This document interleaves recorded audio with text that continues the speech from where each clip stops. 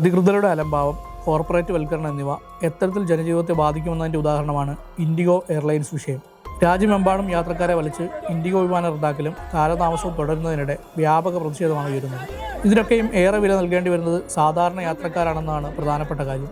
സ്വന്തം വിവാഹത്തിന് എത്തിച്ചേരാനാകാത്തവർ മുതൽ തൊഴിൽ നഷ്ടപ്പെടുമെന്ന ആശങ്കയിലുള്ളവർ വരെ നിസ്സഹായരായ ഇരകളുടെ നീണ്ട ലിസ്റ്റിലുണ്ട്. യാത്രയ്ക്കായി വിമാനത്താവളത്തിലെത്തുമ്പോൾ മാത്രമാണ് സർവീസ് റദ്ദാക്കിയതായി പലരും അറിയുന്നത്. ഇതിനിടയിലാണ് ഇരുട്ടടി എന്നോണം 6000 മുതൽ 10000 വരെ ഉണ്ടായിരുന്ന ടിക്കറ്റ് നിരക്ക് യാത്രക്കാരെ പിഴിയാനായി 60,000 മുതൽ 1,00,000 വരെയാക്കി ഉയർത്തിയത്.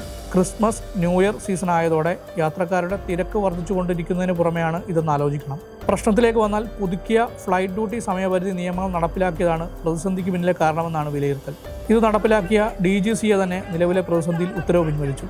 ഇൻഡിഗോ സർവീസുകളുടെ വൈകലും റദ്ദാക്കലും മറ്റ് കമ്പനികളെയും സർവീസുകളെയും ബാധിച്ചിട്ടുണ്ട്. പൈലറ്റ് ഉൾപ്പെടെയുള്ള ജീവനക്കാരുടെ കുറവ്, സാങ്കേതിക പ്രശ്നങ്ങൾ, ഫ്ലൈറ്റ് ഡ്യൂട്ടി സമയക്രമീകരണത്തിനുണ്ടായ പിഴവ് എന്നീ കാരണങ്ങളാണ് ഇതിനു പിന്നിലുള്ളത്. പുതിയ മാനദണ്ഡ പ്രകാരം ആഴ്ചയിലെ വിശ്രമ സമയം 36 മണിക്കൂറിൽ നിന്ന് 48 മണിക്കൂറായി ഉയർത്തിയിരുന്നു.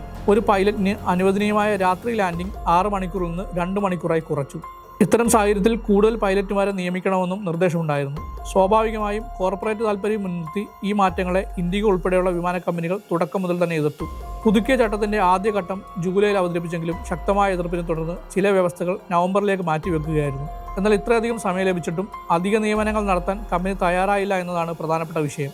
രാജ്യത്തിന്റെ സുപ്രധാന മേഖലകളെ കേന്ദ്രം ഓരോന്നായി സ്വകാര്യവൽക്കരിക്കുമ്പോൾ കൂടുതൽ സങ്കീർണമാകുന്നത് സാധാരണക്കാരുടെ ജീവിതമാണ്. അവരാണ് ഈ ദുരിതമൊക്കെയും പേറേണ്ടി വരുന്നത്.